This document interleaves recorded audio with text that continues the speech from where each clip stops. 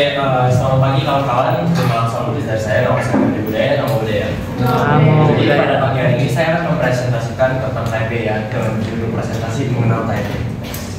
Jadi materi yang saya akan sampaikan pada pagi hari ini yaitu ada sejarahnya, kondisi geografis, karakteristik kota, tata ruang, infrastruktur wisata, masalah beserta solusinya, dan yang diakhiri dengan video.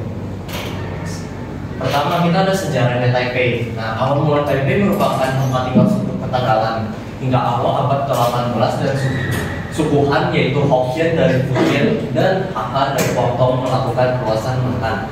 Hingga akhir abad ke-19 dibangun pemerintahan kota Taipei dan menjadikan Taipei sebagai ibu kota Taiwan. Jadi kita bisa lihat di gambar di sana itu merupakan sejarah Taipei ya, maksudnya Taipei yang dulu. Nah, kondisi geografisnya. Kota Taipei terletak di dataran rendah Taipei, dikelilingi oleh pegunungan terutama di bagian utara, timur, dan tenggara. Luas kota Taipei yaitu seluas 271,7 km persegi. Nah, titik tertinggi di dalam wilayah kota Taipei adalah puncak Gunung Qixing, yaitu dengan ketinggian 1120 meter. Nah, sungai-sungai di kota ini seluruhnya termasuk ke dalam DAS Tangshui yang bermuara ke selat Taiwan dan Laut Cina Timur. Taipei beriklim subtropis dengan suhu rata-rata 20 derajat Celcius sepanjang tahun. Namun suhu terendah di musim dingin dapat mencapai 30 derajat Celcius, sedangkan di musim panas dapat mencapai 34 derajat Celcius. Jadi kalau bisa kita simpulkan, musim panas itu bisa setara sama Jakarta. Nah, karakteristik kotanya apa aja? Pertama, ibu kota Taiwan yang seperti kita tahu ya, Taipei merupakan ibu kota dari negara Taiwan yang ditetapkan pada tahun 1920. Lalu populasi kota Taipei itu sebanyak 2,7 juta jiwa itu per tahun 2024. Lalu Taipei ini juga merupakan pusat ekonomi dari negara Taiwan. Taipei adalah jantung perekonomian Taiwan dengan sektor teknologi, manufaktur, dan jasa keuangan yang berkembang. Nah, banyak perusahaan seperti Asus dan Acer ini tuh berpusat di Taipei. Nah, yang keempat itu Taipei memiliki kuliner yang beragam macam ya. Taipei terkenal akan keanekaragaman kulinernya, terutama yang dijual di alam Shilin atau pasar malam Praho. Nah, menawarkan berbagai makanan khas atau street food Taipei itu seperti bubble tea yang seperti kita suka minum, boba atau kita kenal boba, atau enggak chow tofu atau stinky tofu, atau juga bahasa Indonesianya tau wow. Itu maksudnya tahu yang difermentasikan. Lalu kelima, Taipei ini juga pusat pemerintahan Taiwan. Sebagai ibu kota Taiwan, Taipei adalah pusat pemerintahan negara.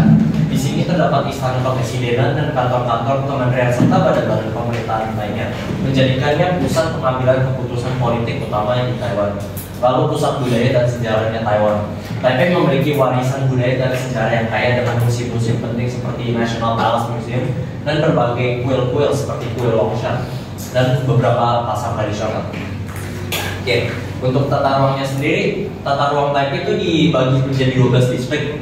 Itu ada Songshan, Xinyi, Taan, Chongsheng, Tatong, Wanhua, Wenshan, Nankang, Meigu, Shilin, dan Beito. Ya, mungkin banyak, tapi yang paling padat penduduknya itu ada di distrik Taan, Songshan, dan Tatong.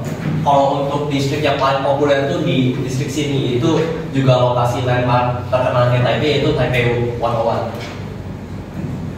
Nah, untuk infrastrukturnya sendiri, kota Taipei memiliki infrastruktur transportasi dan komunikasi yang lengkap.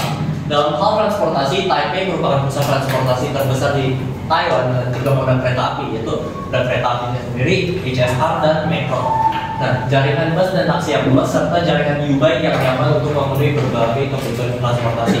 U-Bike di sini tuh kayak penyewaan sepeda umumnya, jadi kita bayar, nanti kita ada waktunya gitu.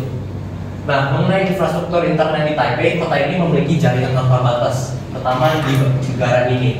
Jangkauan serat optik telah mencapai 80% atau fiber optik ya, dengan layanan Wi-Fi gratis bagi penduduk di banyak area publik. Selain itu, dalam hal biaya utilitas, Taipei merupakan salah satu kota termurah di dunia. Jadi dengan disediakannya banyak transportasi umum, jadi kita nggak perlu ngeluarin biaya-biaya seperti bahan bakar untuk transportasi pribadi karena transportasi umum di sana sudah cukup. Nah, di wisatanya saya bagikan menjadi 3 bagian, ada yang tempat bersejarah, pusat perbelanjaan, dan tempat hiburan.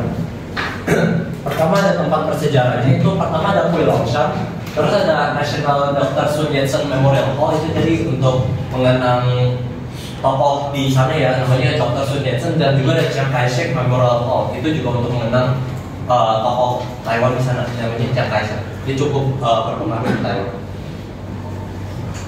Lalu untuk pusat perbelanjaannya ada pasar malam Shilin. Terus ini pasar malam ya, ini banyak street foodnya di sini.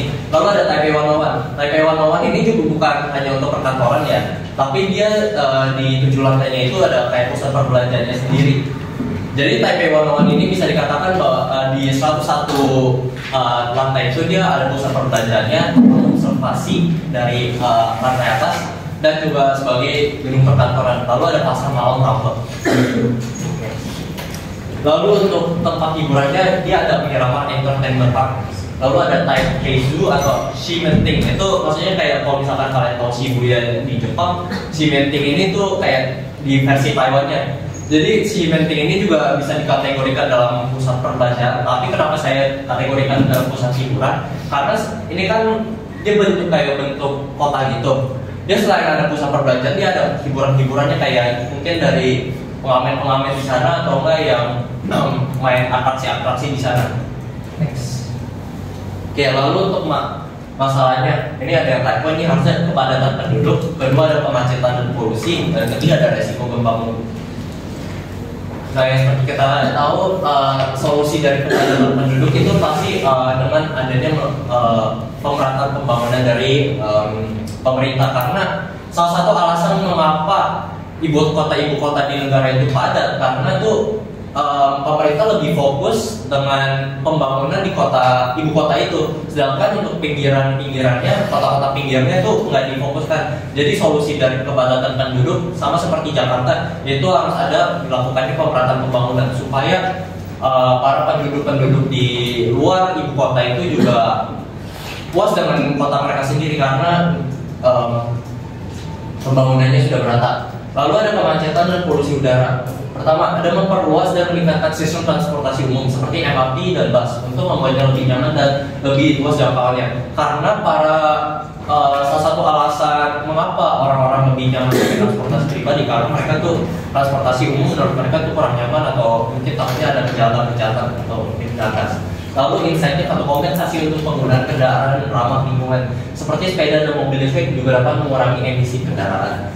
Lalu yang ketiga, solusi dari risiko gempa bumi. Mungkin kita tahu tahun ini Taiwan sudah dilanda gempa bumi yang besar, yaitu cukup menghancurkan beberapa infrastruktur. Nah, itu solusi untuk menghentikan gempa bumi itu tidak ada, tapi solusi untuk mencegah gempa bumi itu ada. Lalu yaitu meningkatkan standar bangunan yang tahan gempa dan memperbarui infrastruktur yang rentan. Jadi kita bisa dapat belajar dari negara Jepang juga bahwa mereka tuh memiliki infrastruktur seperti gedung yang tahan dengan gempa.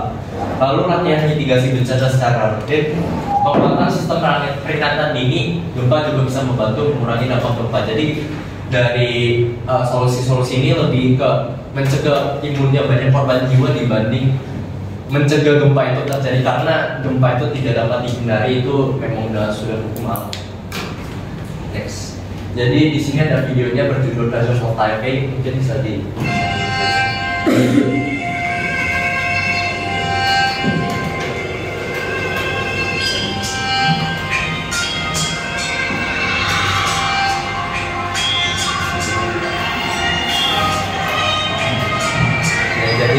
Taipei itu masih ada sisi alamnya, jadi kita bisa lihat tuh di sebelah eksportasi, di sampingnya juga masih ada penggunaan tumbuhan sama seperti pokok itu.